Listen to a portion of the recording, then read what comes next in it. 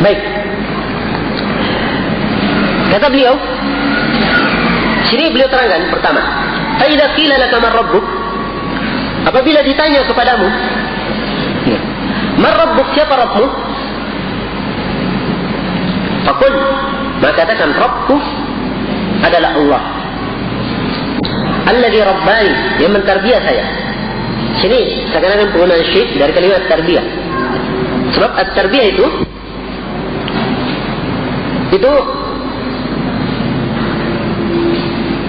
adalah ibarat dari penjagaan Allah Subhanahu wa taala, pengaturan ya Allah Subhanahu wa taala kepada makhluknya.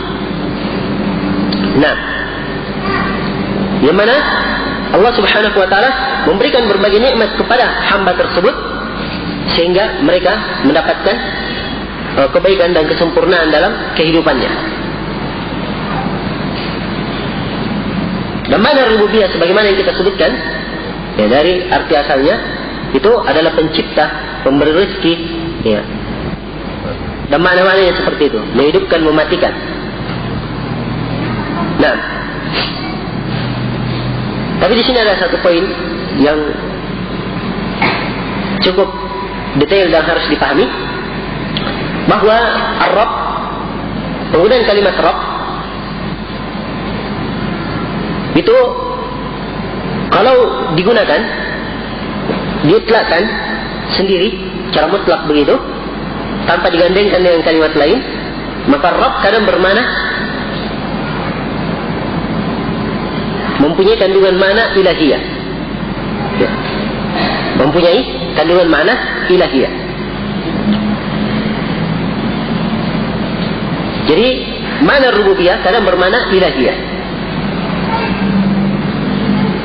Ini dalam penggunaan-penggunaan ya, dari Al-Quran Al-Karim.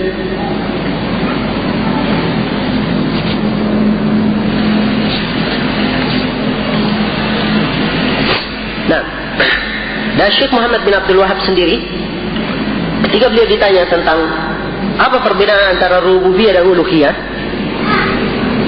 ya, kata beliau, rububiyah kalau diitlakkan itu masuk di dalamnya makna uluhiyah.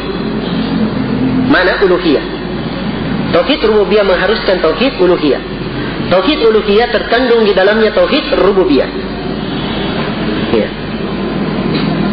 Nah, sebab siapa yang mentauhidkan Allah, dia hanya menyembah kepada Allah, itu artinya dia juga mengakui bahwa Allah Subhanahu wa taala satu-satunya yang mencipta.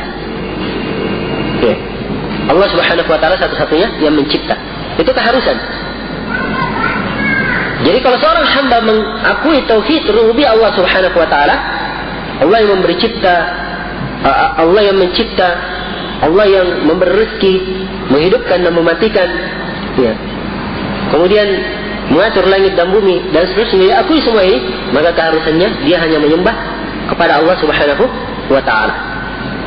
Karena itu Syekh di sini menafsirkan Ar-Rabb dengan makna ma'bud sebagaimana yang akan datang.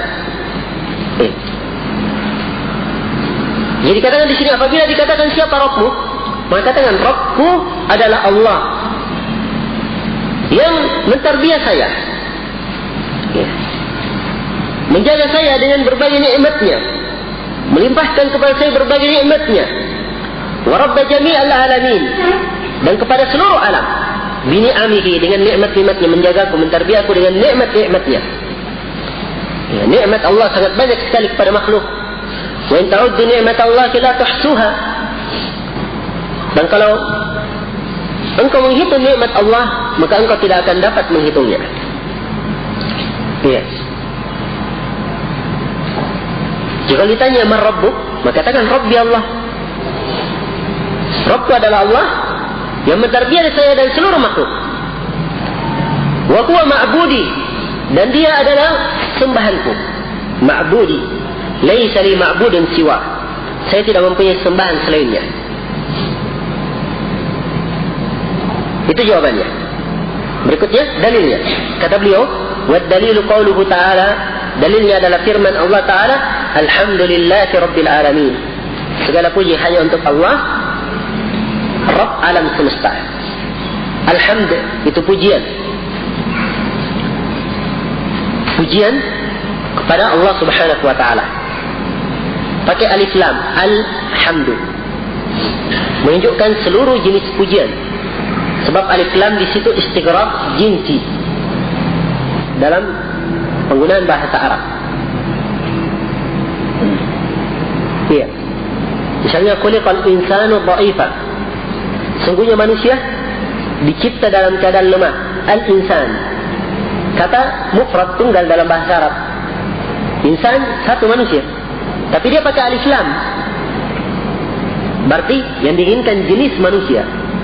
Walaupun kalimatnya tunggal tapi jenis manusia, berarti seluruh jenis manusia masuk. Iya. Juga kemarin berlalu di ayat wal 'asr innal insana lafi khusr. Sungguhnya manusia benar-benar dalam kerugian. Pakai al-insan, alif lam. Iya. Wa jaa rabbuka wal malaku saffan saffa. Datang Rabbmu dan al-malak. Sini pakai alif lam, al-malak. Iya. Malak satu malaikat tapi pakai alif lam, yaitu seluruh jenis malaikat. Datang dalam keadaan bersaff-saff. Ya, sama di sini alhamdu, seluruh jenis pujian. Lillahi, itu adalah hak Allah.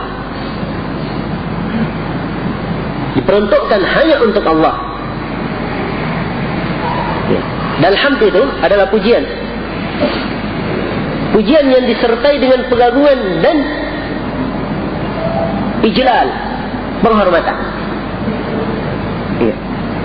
Beda antara alhamd dan as-sana. As-sana pujian juga kalau di Indonesia kan. As-sana, alhamdu pujian juga kalau di Indonesia kan. Ya. Maka kalau ada yang bisa bahasakan dengan bahasa lainnya, jelas ya. As-sana, seorang misalnya pemberani. Saya katakan dia ini pemberani. Sana itu pemberani, tapi atasannya pemberani. Ya. Atau misalnya singa. Ya. Singa itu pemberani misalnya. Ini sana, bukan pujian, sebab sudah tabiatnya yang seperti itu. Ya. Tapi kalau dia puji lebih dari itu,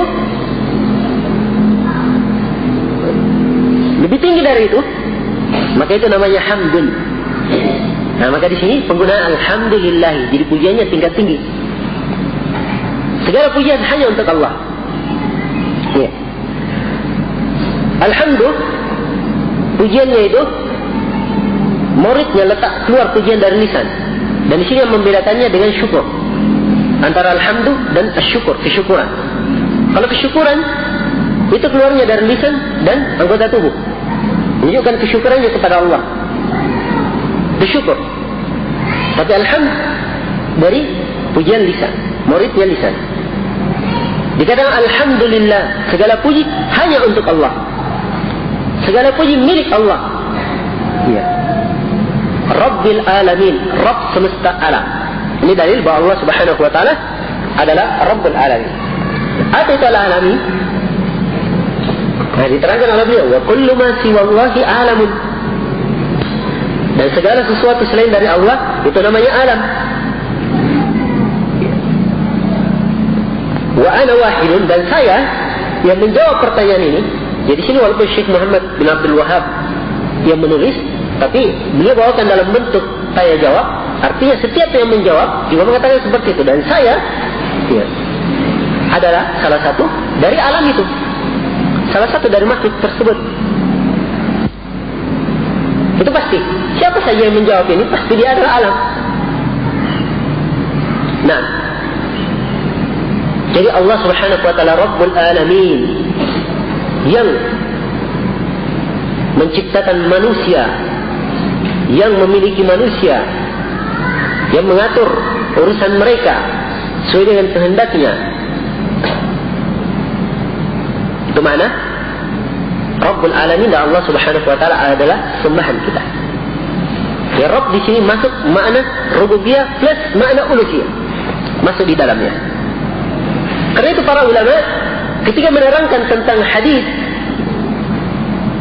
pertanyaan dua malaikat di alam kubur. Ketika ditanya oleh dua malaikat, "Man rabbuk?" Siapa Rabbmu? Para ulama menafsirkan pertanyaan "Man rabbuk?" Mereka katakan, "Man ma'buduk?" Siapa yang kamu sembah? Ya. Jadi pertanyaan siapa? Bukan siapa yang mencipta. Sekali lagi, kalau hanya sekedar penciptaan, mencipta, mengakui Allah yang mencipta, kaum musyrikin mengakui Allah yang mencipta. Ya. Nah, banyak dalil dari Al-Quran dan Sunnah menunjukkan tentang hal tersebut. Ya. Qul man yarzuqukum minas sama'i wal ard amman yamliku as-sam'a wal absar wa yukhrijul hayya minal mayyit wa yukhrijul mayyita minal hayy wa man yudabbiru al-amr fasayaquluna Allah.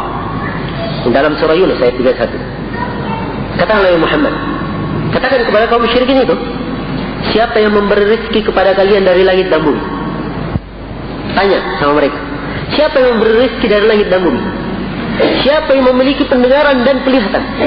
Yang menguasai pendengaran dan penglihatan? Siapa yang mengeluarkan yang hidup dari yang mati dan mengeluarkan yang mati dari yang hidup? Dan siapa yang mengatur segala sesuatu, segala perkara? Maka apa jawaban mereka? Fasayaquluna Allah. Dalam Al-Quran dikatakan pasti mereka berkata Allah. Lihat, kaum musyrikin mengakuinya. Tahu mereka. Ya. Di ayat yang lain, Allah Subhanahu wa taala berfirman dalam surah Az-Zumar dan juga surah Luqman, "Wa la in sa'altahum man khalaqa as-samawati wal ard la yaqulunna Allah."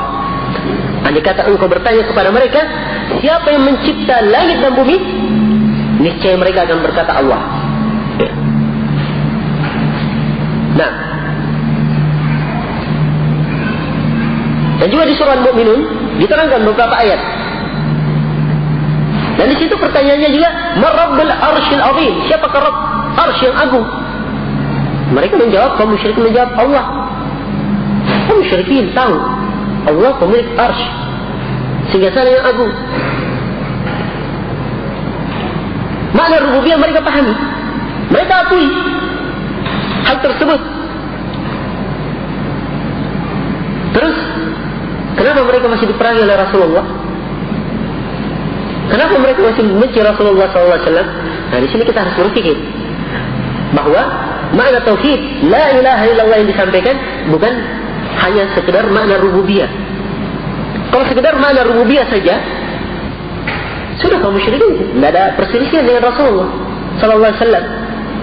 Kalau hanya sekedar makna la ilaha illallah, tidak ada Tuhan selain Allah, tidak ada yang mencipta selain Allah seperti yang terjemah oleh banyak orang, ya, sudah Abu Jahal, Abu Lahab, semuanya muslim. Ya. Tapi mereka tidak senangnya di mana? Letak pertentangannya, sebab makna la ilaha illallah itu maknanya kembali kepada penyembahan, kembali kepada makna ilahiyah, makna uluhiyah, bahwa yang disembah itu hanyalah Allah. Maka ketika Nabi SAW berucap kepada mereka, "Wahai kaum, qulu la ilaha illallah tuflihu." Ucapkanlah la ilaha illallah, kalian pasti beruntung. Apa jawaban kaum musyrikin? "Aja'ala al-alihata ilahan wahida? Inna hadha la syai'un ujab." Apakah Nabi Muhammad ini ingin menjadikan sembahan itu cuma satu? Sungguhnya ini perkara yang sangat menakjubkan. Jadi masalahnya mereka tidak mau yang disembah itu cuma satu. Padahal ini adalah tauhid uluhiyah, bahwa kita harus menyatukan Allah, mengesahkan Allah dalam penyembahan. Ya. Dan di situ letak kesyirikannya kaum musyrikin. Mereka menyembah, minta kepada patungnya, ya, tawassul kepada mereka, ya, dan seterusnya dari perbuatan kaum musyrikin. Nah, ini termasuk masalah yang harus dipahami. Dan dari sini kita harus memahami bahwa makna Ar-Rabb bukan sekedar makna pencipta yang ditanya. Man-Rabbuk ditanya dalam Qur, siapa Rabbmu? Apa yang ditanya siapa penciptamu? Kalau cuma ditanya siapa penciptamu, kaum musyrikin semuanya jawab. Ya. Sebab dalam Al-Quran sudah ditekankan dan sudah disebutkan mereka pasti akan berucap Allah. Ya. Kalau begitu di sini Ar-Rabb bermakna ma'bud, bermakna yang disembah. Itulah penafsiran Syekh di sini. Ya. Penafsiran beliau ini bukan penafsiran akal-akalan atau penafsiran beliau bawa sendiri, tidak. Ini tunjukkan oleh nusus syara'. dan dipahami oleh umat Islam. Dan kaum musyrikin juga paham. Kaum musyrikin paham makna la ilaha illallah. Andai kata mereka tidak paham, tidak mungkin mereka membangkang seperti itu. Nah, jadi mereka ketika disebut yang disembah itu cuma satu, tidak mau terima mereka. Dia tolak. Kan dia paham. Andai kata tidak paham, ya mungkin kompromi dengan Nabi Sallallahu Alaihi Wasallam. Tapi karena paham maknanya dan mereka menolaknya, mereka tetap kafir. Karena itu sangat celaka kalau ada orang yang kaum musyrikin lebih pandai mengetahui makna la ilaha illallah dari dia. Kaum musyrikin paham makna la ilaha illallah, tapi tidak mau ikut. Tapi ada sebagian orang dari kaum muslimin mengaku muslim, tapi tidak tahu apa makna la ilaha illallah. Nah, kaum musyrikin kesyirikannya dahulu, mereka kalau di waktu susah ikhlas untuk Allah ibadah. Ikhlas untuk Allah ibadah. Ketika di tengah laut, sedang dihempaskan badai, di tengah lautan sedang terjadi badai yang sangat dahsyat. Apa yang mereka lakukan? Dalam Al-Quran disebut dalam banyak ayat. Mereka mengikhlaskan ibadah hanya untuk Allah. Doa hanya untuk kepada Allah. Tidak ada yang berdoa kepada sembahannya, hilang. Sembahannya. Jadi ketika susah mereka. Adapun sekarang kaum musyrikin sekarang, dalam keadaan susah, tak ingat waliya. Ya Habib Fulan, ya Fulan. Na'udzubillah. Letak kesyirikan pada sebagian orang di zaman ini, lebih parah daripada kesyirikan kaum musyrikin di zaman Nabi Sallallahu Alaihi Wasallam. Dan ini perkara yang sangat besar yang harus dipahami oleh setiap muslim. Menunjukkan betapa pentingnya jawaban dari Syekh di sini. Ketika beliau menjelaskan tentang siapa Rabbmu, maka beliau katakan Rabbi Allah. Kemudian beliau terangkan wa huwa ma'budi, dan dia adalah sembahanku. Laisa li ma'budun siwa. Saya tidak mempunyai sembahan selain darinya. Baik. Kemudian dikatakan setelah itu oleh Syekh rahimahullah, fa idza qila laka bima arafta rabbak, apabila dikatakan kepadamu dengan apa engkau mengenal Rabbmu? Dengan apa engkau mengenal Rabbmu? Faqul, maka katakanlah bi ayatihi wa makhluqatihi, dengan ayat-ayatnya dan makhluk-makhluknya. Sekarang setelah kita ketahui bahwa Allah yang disembah, sekarang pertanyaan, dengan apa engkau mengenal Allah, mengetahuinya? Nah, maka katakan dengan ayat-ayatnya dan makhluk-makhluknya. Dengan ayat-ayat dan makhluk-makhluknya.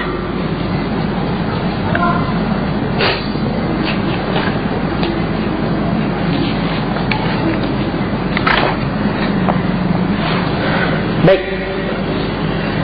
Di sini Syekh Muhammad bin Abdul Wahhab rahimahullah taala ketika menjelaskan tentang dengan apa kita mengenal Allah, maka beliau sebutkan bahwa dikenal dengan ayat-ayat dan makhluknya. Dan beliau terangkan apa itu ayat-ayatnya dan apa itu makhluk-makhluknya. Nah, dan ini yang beliau sebutkan di sini dalil akli. Sebab penetapan tentang mengenal Allah itu dengan 3 dalil. Dalil fitri, dalil dari fitrah manusia, dalil dari akal, dan dalil dari akli, dari naql Al-Quran dan Sunnah. Dalil dari penukilan Al-Quran dan Sunnah sangat banyak sekali, akan disebut nanti oleh Syekh Muhammad bin Abdul Wahhab dalil-dalilnya diantaranya. Tapi di sini beliau memilih pendalilan dari sisi akli, yang sekiranya orang yang membaca kitab ini bisa berpikir dengan pemikiran yang baik. Nah, dia katakan, "Fa idza qila laka bima arafta rabbak," apabila dikatakan kepadamu dengan apa engkau mengenal Rabbmu,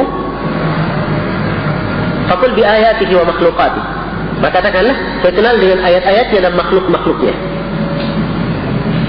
Ya kan? Nah, Jadi kan dengan ayat-ayat dan makhluk-makhluknya. Apa itu ayat-ayat Allah? Wa min ayatihi al-lailu wan-naharu wasyamsu wal-qamar. Dari ayat-ayatnya adalah malam, siang, matahari dan bulan. Wa min makhluqatihi as-samawatus sab'u. Dan dari makhluk-makhluknya langit yang 7, wal arduna as-sab'u, dan bumi yang 7, wa man fihinna wa ma bainahuma. Siapa yang ada di dalam langit dan 7 ini, bumi yang 7, dan apa-apa yang antara keduanya. Iya. Baik. Tentunya dimaklumi bersama bahwa perjalanan itu akan, seorang yang berjalan akan meninggalkan jejak, kan begitu? Ya. Kata orang Arab, al-masiru yadullu ala al-athar, atau al-athar yadullu ala al-masir. Ya. Wal ba'ara yadullu ala al-ba'ir.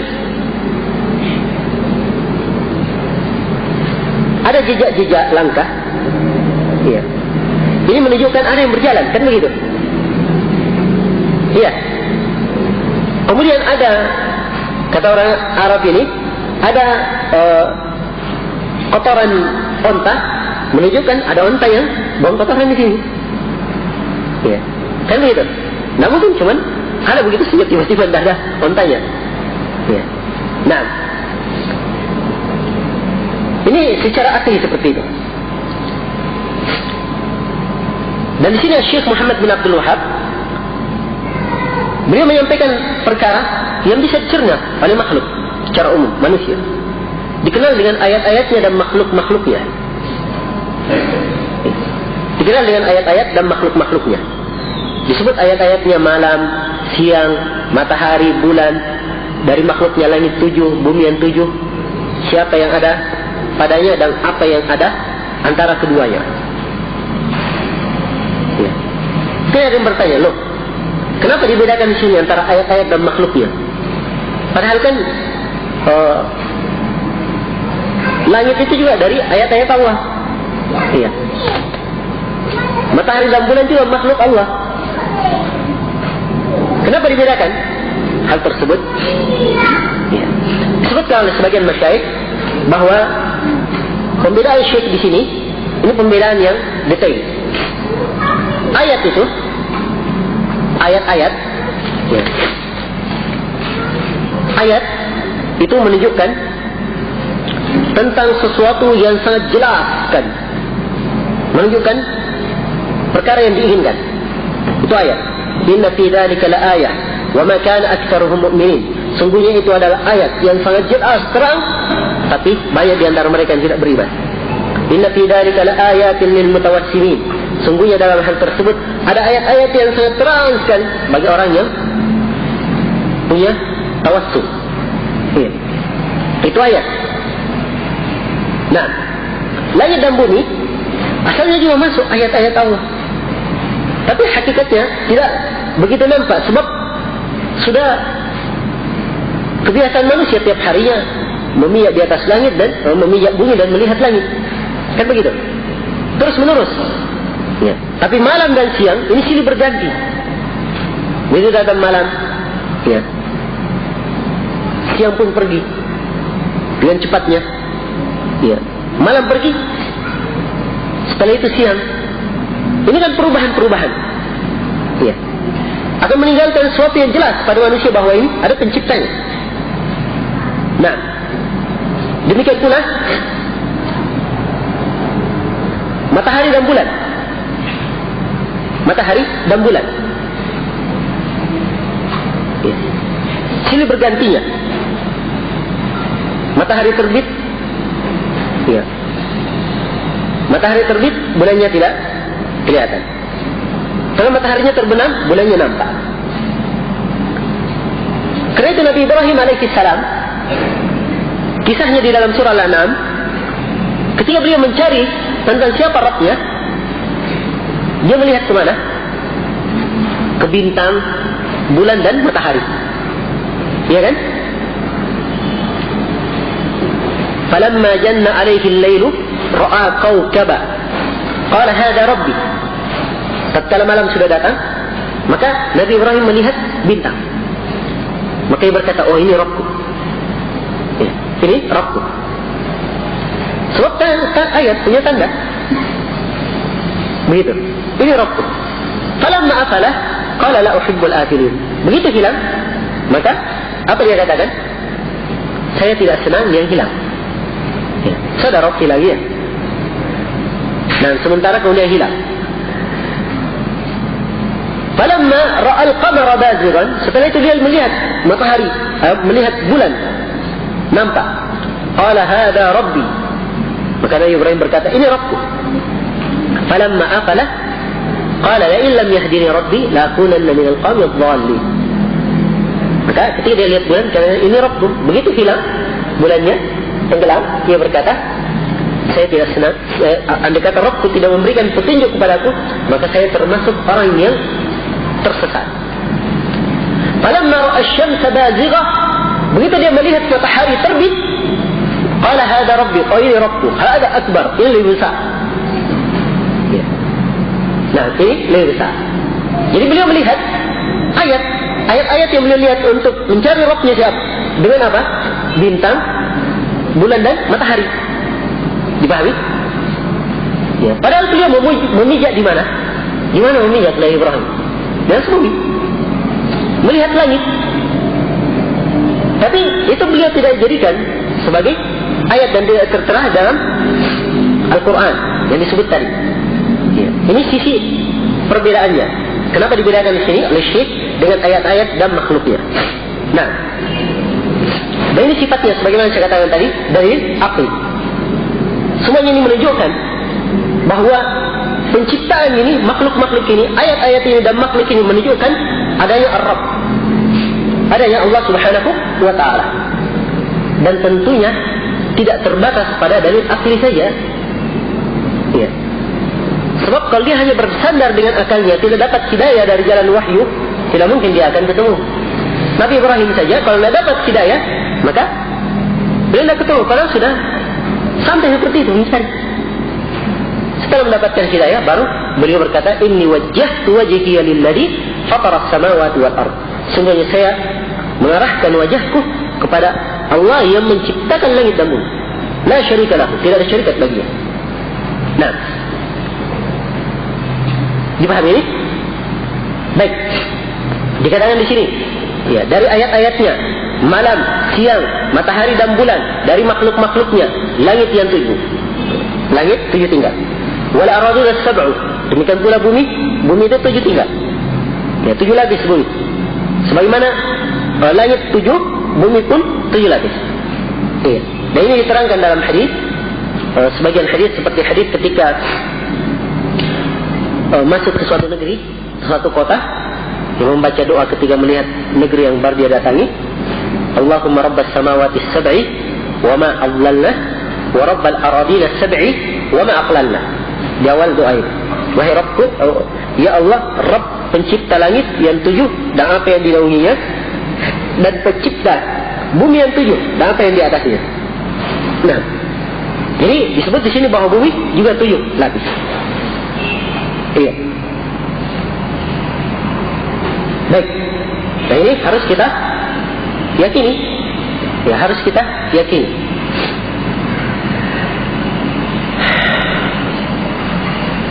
Dan sebagian teori-teori sekarang ini yang disebut, ya, teori ilmu pengetahuan, itu teori-teori sebenarnya hanya sekedar sebagiannya didapatkan dari mimpi kayaknya.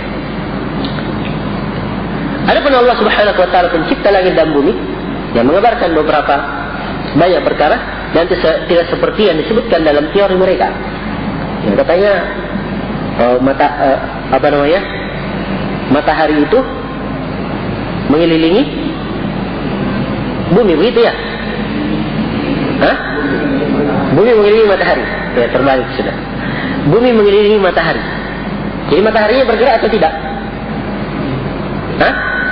Tidak bergerak, ya kan? Ini saya bilang teorinya diambil dari mimpi. Dalam Al-Quran dikatakan wasyamsu tajri li mustaqarrin laha. dan matahari berjalan di dalam porosnya. Ya. Allah yang menciptakan matahari dalam Al-Quran mengatakan berjalan, ini kadang tidak bergerak, dikelilingi oleh bumi. Ya, dan banyak lagi hal-hal khurafat seperti itu. Ya, diterangkan tentang batilnya dari Al-Quran dan Sunnah. Nah, ya, kisah naik bulan, kisah ini dan seterusnya, ada minal khurafat. Baik. Dan sebagainya mengatakan kami punya bukti, punya ini, dusta itu, punya bukti. Ya. Dan pernah dibuktikan tentang masalah naik bulan oleh sebagian orang-orang kaum muslimin. Nah, tidak ada naik bulan. Bagaimana caranya bisa naik ke atas, berjalan di foto di atas bulan? Tidak mungkin. Ya. Syekh Ibn Utsaimin saja mengatakan kalau keluar mungkin saja keluar, tapi naik di atas bulan kayak orang hidup jalan itu batil. Ya. Dari adillah beliau sebutkan. Nah, makhluk ingin mengolah bagaimana caranya ingin mendapat pengetahuan, ya. Tapi dia menyelisihi apa yang disebut oleh Allah yang menciptakan langit dan bumi dan menciptakan seluruh makhluk. Ya Allah musta'an. Ya. Baik. Kemudian setelah beliau terangkan mau diketahui dengan ayat-ayatnya dan makhluknya, maka beliau berkata, wa dalilu qauluhu ta'ala, dan dalilnya adalah firman Allah Ta'ala, wa min ayatihi al-lailu wan naharu wasyamsu wal qamar. Dari ayat-ayatnya malam, siang, matahari dan bulan. Ini dalil. Ya. Itu ayat-ayat Allah. La tasjudu lisyamsi wala lil qamar wasjudu lillahi alladhi khalaqahunna in kuntum iyyahu ta'budun. Jangan kalian sujud kepada matahari dan juga jangan kalian sujud kepada bulan, tapi sujudlah kepada Allah yang menciptakan mereka. Kalau memang kalian hanya menyembah kepada Allah. Jadi itu maksudnya kita melihat tanda-tanda ini, ayat-ayat ini, supaya kita tahu ini punya pencipta. Tidak mungkin tidak ada penciptanya. Tidak. Tidak mungkin tidak ada penciptanya. Nah itu disebut dalam Al-Quran hal-hal yang seperti itu, supaya manusia melihat bagaimana sebenarnya dan dia berpikir, "Lau kana fihi ma'alihatun ghairullah la fasadata." Andai kata di langit dan bumi ada sembahan-sembahan lain selain dari Allah, maka akan hancur langit dan bumi. Bukan kalau dipikir. Jadi kalau pencipta dua, maka akan terjadi kekacauan. Ya. Akan terjadi kekacauan. Anggaplah seperti dua menurut mereka. Kan tidak mungkin secara akal. Misalnya ilah yang satu inginnya manusia itu berjalan biasa, yang satunya ingin kepalanya yang berjalan kakinya. Tidak mungkin. Tapi kenyataannya tidak seperti itu. Semuanya berjalan dengan tertib yang baik. Kita lihat matahari dan bulan, ya, berjalan sesuai dengan porosnya. Kita lihat tanda-tanda dan kebesaran Allah menunjukkan ada penciptanya dan penciptanya cuma satu. Dipahami ini? Ya, karena itu dikatakan dalam ayat Al-Quran, wa min ayatihi al-lailu wan naharu, dari ayat-ayatnya malam, siang, wasyamsu wal qamar, matahari dan bulan. La tasjudu lisyamsi, jangan kalian sujud kepada matahari, wala lil qamari, dan jangan pula kepada bulan. Usjudu lillahi alladhi khalaqahunna, tapi sujudlah kalian kepada Allah yang menciptakan mereka. In kuntum iyyahu ta'budun, kalau memang kalian hanya kepadanya menyembah. Wa qauluhu ta'ala, dan firman Allah Ta'ala, inna rabbakumullahu alladhi khalaqas samawati wal arda fi 6 ayyamin thumma istawa 'alal 'arsy yughshi al-laila an-nahara yatlubuhu hatitha wasyamsa wal qamara wan nujuma musakhkharatin bi amri ala lahul khalqu wal amr tabarakallahu rabbul alamin. Dan firman Allah Ta'ala, sungguhnya Rabb kalian adalah Allah. Penetapan, sungguhnya Rabb kalian adalah Allah, alladhi khalaqas samawati wal ard fi 6 ayyam, yang menciptakan langit dan bumi pada 6 hari, dalam 6 hari. Nah, ini kandungan yang kita petik, Allah yang menciptakan langit dan bumi dalam 6 hari. Makhluk yang sangat besar ini, langit dan bumi dicipta dalam 6 hari. Ya, dan kalau Allah ingin bisa dicipta lebih cepat, sesaat, kalau lebih sedikit dari itu. Tapi Allah mempunyai hikmah dalam segala sesuatu. Ya, dicipta 6 hari, hikmahnya Allah Subhanahu wa ta'ala. Dan Allah maha mampu lebih dari itu. Tapi Allah mempunyai hikmah pada segala sesuatu. Nah, thumma istawa 'ala al-'arsy. Kemudian Allah istiwa di atas arsy-Nya. Ini penetapan sifat istiwa. Allah Subhanahu wa taala istiwa di atas arsy. Iya. Mungkin kalimat istiwa paling dekatnya dibahasakan dalam bahasa Indonesia bersemayam di atas arsy-Nya. Walaupun kayaknya pada sebagian sisi butuh dilengkapi dari maknanya. Tapi kalau paham makna istiwa, istiwa itu dalam bahasa Arab punya 4 makna. Makna ala, yang tinggi, wastaqar, tetap, irtafa'ah, yang atas yang naik, wasa'ada. Sa'ad bermakna yang naik, yang paling tinggi. Itu semua kandungan makna istiwa dalam bahasa Arab. Jadi Allah istiwa di atas arsy-Nya, di atas singgasananya. Arsy makhluk Allah yang sangat besar. Iya. Makhluk Allah yang sangat besar, yang disandang oleh 8 malaikat.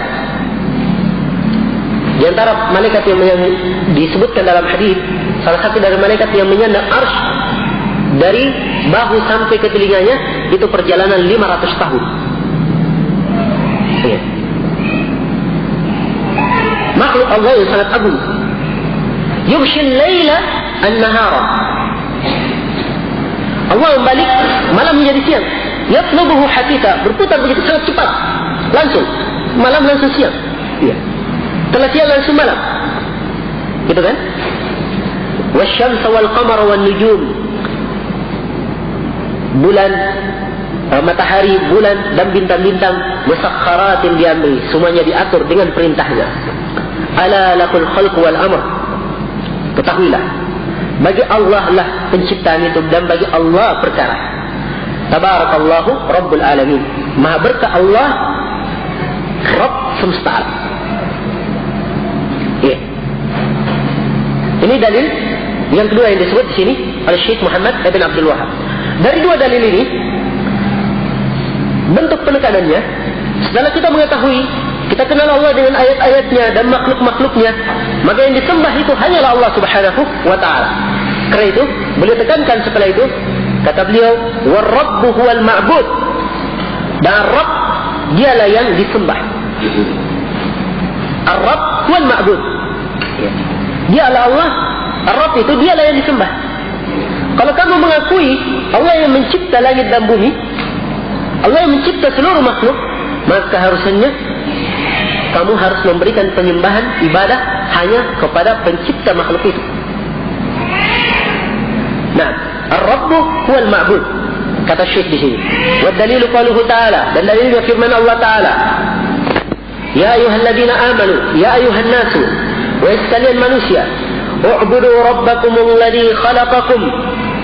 Sembahlah Rabb kalian yang menciptakan kalian. Walladzina min qablikum, dan menciptakan orang-orang sebelum kalian. La'allakum tattaqun, supaya kalian bertakwa.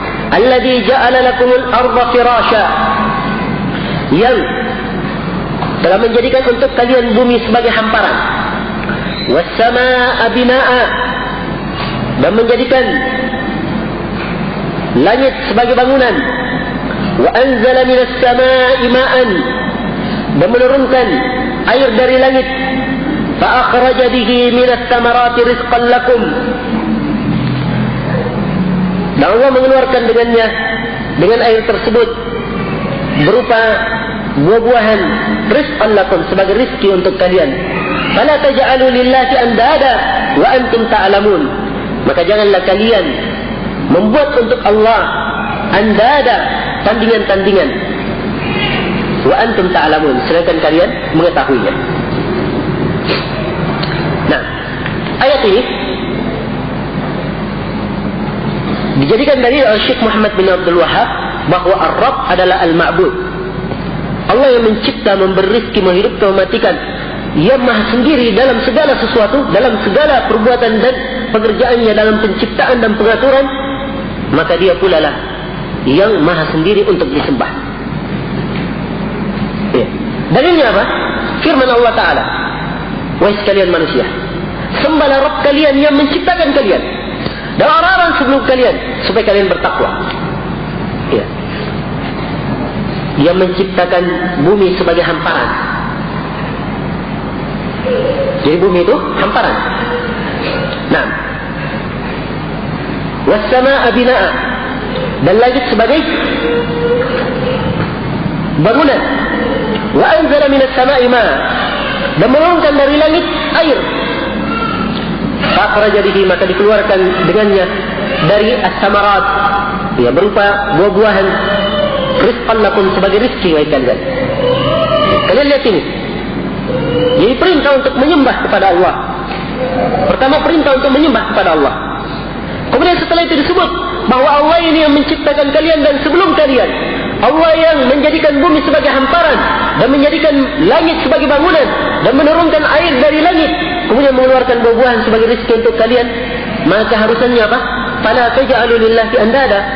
Maka harusnya jangan kalian menjadikan untuk Allah tandingan-tandingan, sekutu-sekutu. In kuntum ta'lamun wa antum ta'lamun, dan kalian dalam keadaan mengetahuinya. Nah, ini pemahaman ini dipahami juga oleh Al-Hafidz Ibnu Katsir. Ketika beliau menafsirkan ayat, kata Al-Hafidz Ibnu Katsir, sebagaimana yang disebut di sini oleh Syekh Muhammad bin Abdul Wahhab, qala Ibnu Katsir rahimahullahu taala, berkata Ibnu Katsir rahimahullahu taala, mudah-mudahan Allah merahmatinya, al-khaliqu li hadhihi al-ashya' wal mustahiqqu lil ibadah. Pencipta segala sesuatu ini, dialah yang berhak untuk mendapatkan ibadah. Itu maksudnya. Ya. Dibawakan di sini perkataan Ibnu Katsir menunjukkan bahawa keharusan dari pengakuan Allah yang menciptakan segala sesuatu ini, maka keharusannya dialah pula Allah Subhanahu wa taala satu-satunya yang kita beribadah kepadanya. Nah, baik. Dalam ayat beberapa pelajaran tadi, ya, ja'ala lakumul arda firasya. Bumi itu dijadikan sebagai hamparan. Kalau terhampar itu bagaimana bentuknya? Datar atau bulat atau bagaimana? Datar kan? Ya. Jadi ditanya kepada orang yang mengatakan bumi itu bulat, dengan ayat ini, was-samaa'a bina'an, langit sebagai bangunan, dan menurunkan dari langit air. Air dari mana turunnya? Dari awan atau dari langit?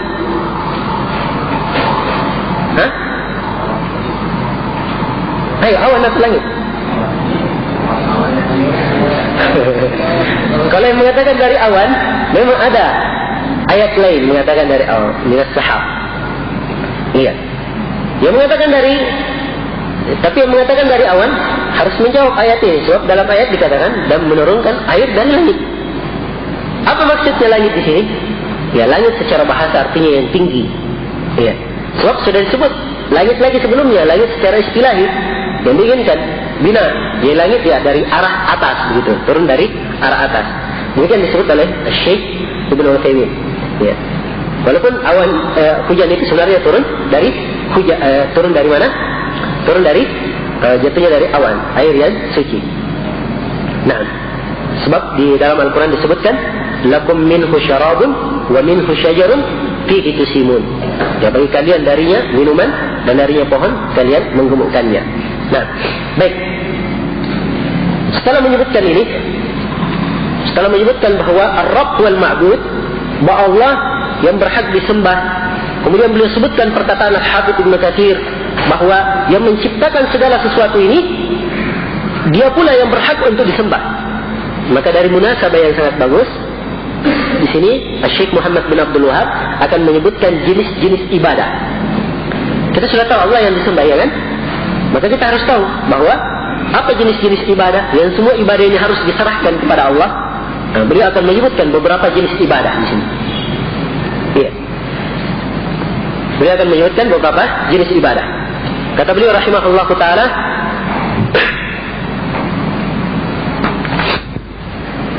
wa anwa'ul ibadah allati amara Allah biha, dan bentuk-bentuk ibadah yang Allah memerintahkan dengannya.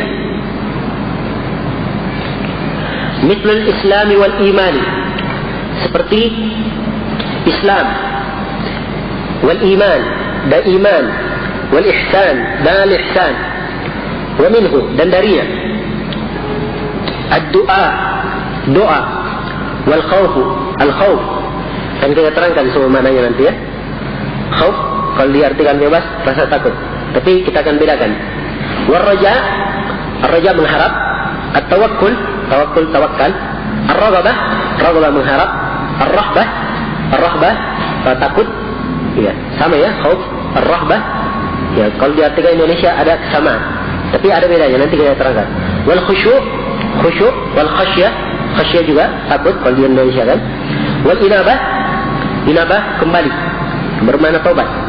Wal isti'anah, meminta pertolongan, meminta bantuan, isti'anah. Wal isti'adah, meminta perlindungan. Wal istighatsah, ya juga meminta